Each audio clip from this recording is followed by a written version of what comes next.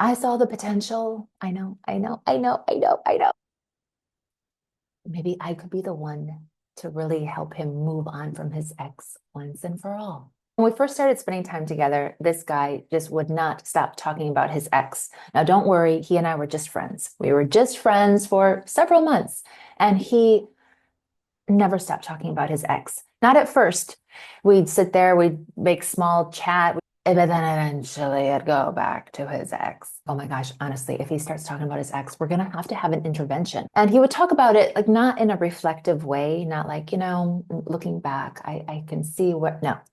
It was just in this loop of the injustice. I can't believe that she did this to me. It just was a bit much. Yeah, he uprooted his life and moved for her, and it didn't work out. And that really sucks. That's a shitty thing. It sucks. But dude, okay, it didn't work out. I'm sorry.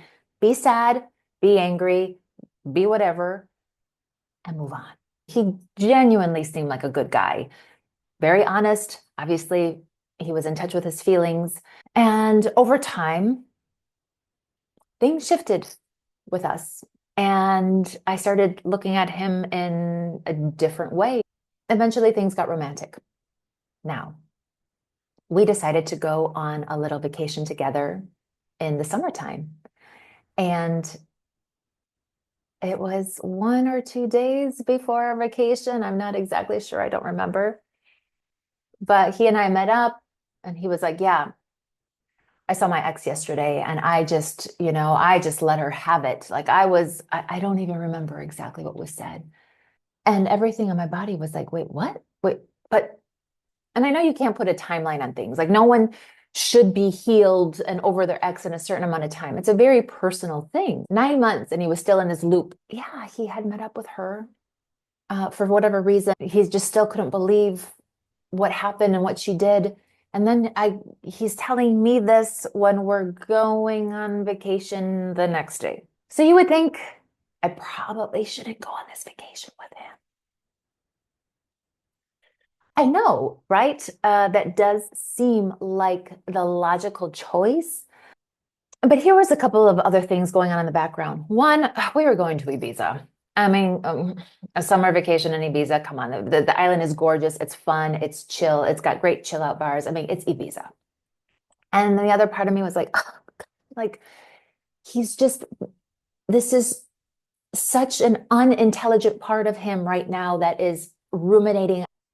There was another part of me that's like, do not go on this vacation with him, woman. Like, what are you thinking? Like, he's still not over his ex. Not if he's in that much, if he still has that much emotional charge. Like, that's not who you decide to date. That is not who you go on vacation with. And and then yeah, there was this little part of me of maybe I could be the one to help him move on. Savior role much? I think the worst part about it is when I was telling him that this was making me uncomfortable, he then said to me, well, now, are things going to be awkward tomorrow when we go on this vacation together?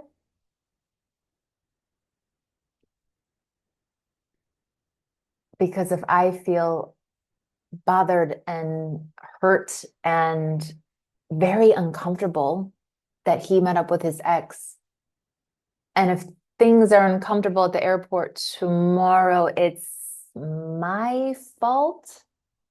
So you think maybe that's when I said, we shouldn't go on this vacation together. No, I know. It's like watching a car accident. So we went on the vacation together, and we honestly had a great time. Oh, so my hair is crazy. Sorry, but I'm perfectly imperfect. So we go on this vacation together, and truth be told, we had a great time. But something inside of me changed, and I didn't know it then. Now, when I look back in hindsight, I see it so clearly, because I remember during that holiday, he had said something at one point of maybe he's starting to feel really strong feelings for me. And I was like, gosh, yeah, I really want to believe you. But considering you were still just up in a tizzy about your ex the day before we went on this vacation together, I don't quite believe you. And I would love to believe you because you seem like a great guy. And I just thought it was just going to be a matter of time. It just needed time. He just needed time. And I could be the one to really help him move on. There are so many problems with this. Number one, it's not your job to save anyone or to help anyone move on, ever. Number two, the fact that he couldn't stop talking about his ex is not the red flag. The red flag is what that means. That means, please listen closely, he is not emotionally available. He is not emotionally available, no matter how amazing of friends you are. No, you just don't go there. And it's not because he's a villain. It's not because he's a bad guy. He really isn't. He's just still wounded and he's not emotionally available for you. And he doesn't fully choose you. He doesn't fully choose you. And you know what? Women know that. Maybe not here, but somewhere in here, in here, in here. They know. Women know. Women know. And the thing is, I didn't know that I knew.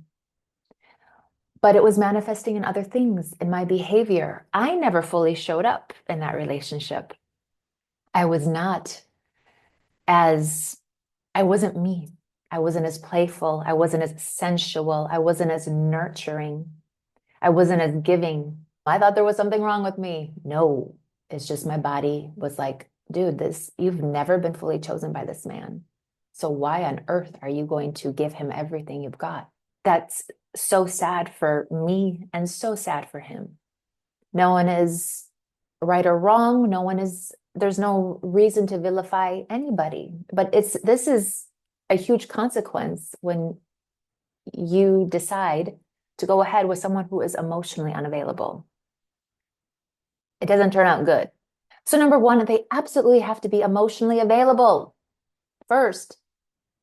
Now, if you get a guy who is emotionally available, the second really huge, big, important, non-negotiable pillar that he must have is emotional containment.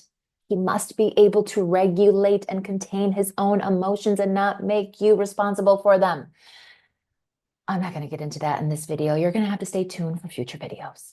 We have to remember the partner that we choose is going to also dictate how we show up.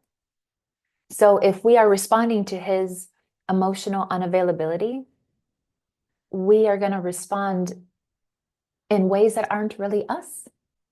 And it might be really subtle. We might not really notice it. We'll feel it. We're like, gosh, I just don't really quite feel like myself in this relationship. We almost can't put words to it.